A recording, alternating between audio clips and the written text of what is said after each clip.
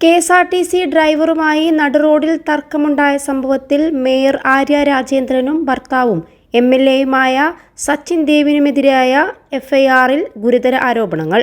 ബസ്സിലെ CCTV ക്യാമറയുടെ memory card പ്രതികൾ സ്വാധീനം ഉപയോഗിച്ച് നശിപ്പിച്ചെന്ന ഗുരുതര ആരോപണവും FIRലുണ്ട്. MLA അസഭ്യവാക്കുകൾ ഉപയോഗിച്ചതായി FIRൽ പറയുന്നു. കേസെടുക്കാൻ കോടതി ഉത്തരവിട്ടതിന് പിന്നാലെയാണ് ഇങ്ങനെയൊരു നടപടി. മേയറുടെ സഹോദരൻ, സഹോദര ഭാര്യ എന്നിവർക്കെതിരെയും കേസെടുക്കണമെന്ന് കോടതി നിർദ്ദേശിച്ചിരുന്നു. തന്റെ പരാതിയിൽ പോലീസ് കേസെടുക്കാത്തതിനെതിരെയാണ് യദു കോടതിയെ സമീപിച്ചത്. ജോലി തടസ്സപ്പെടുത്തിയതിന് മേയർക്കെതിരെയും ബസ്സിൽ അതിക്രമിച്ചു കയറി ഭീഷണിപ്പെടുത്തിയതിന് MLAക്കെതിരെയുമാണ് യദു പരാതി കൊടുത്തിരിക്കുന്നത്. മേയർക്കും MLAക്കുമെതിരെ കന്റോൺമെന്റ് പോലീസാണ് കേസെടുത്തിരിക്കുന്നത്.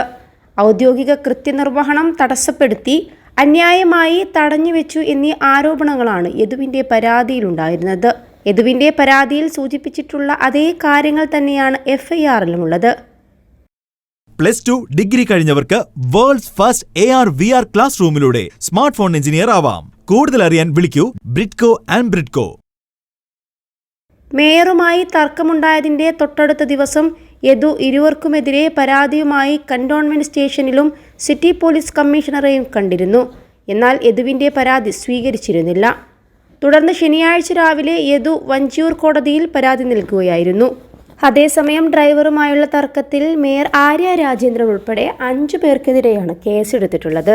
കോടതി ഉത്തരവിന്റെ അടിസ്ഥാനത്തിൽ തിരുവനന്തപുരം കന്റോൺമെന്റ് പോലീസാണ് കേസ് ഫയൽ ചെയ്യുക. മേയർ ആര്യ രാജേന്ദ്രൻ, ഭർത്താവ് സച്ചിൻ ദേവ് MLA, മേയറുടെ സഹോദരൻ അരവിന്ദ്, ഭാര്യ ആര്യ, കണ്ടാലറിയാവുന്ന ആൾ എന്നിവർക്കെതിരെയാണ് കേസെടുത്തത്. ജാമ്യമില്ലാ വകുപ്പ് പ്രകാരമാണ് കേസ്. FIRൽ പറയുന്നത് ഇങ്ങനെയാണ്: KSRTC ഡ്രൈവറുടെ ഔദ്യോഗിക കൃത്യനിർവഹണം തടസ്സപ്പെടുത്തണമെന്ന ഉദ്ദേശത്തോടെയാണ് പ്രതികൾ എത്തിയതെന്ന് FIRൽ പറയുന്നു. ഡ്രൈവറെ തടഞ്ഞുവെച്ച് ചീത്ത വിളിച്ചു.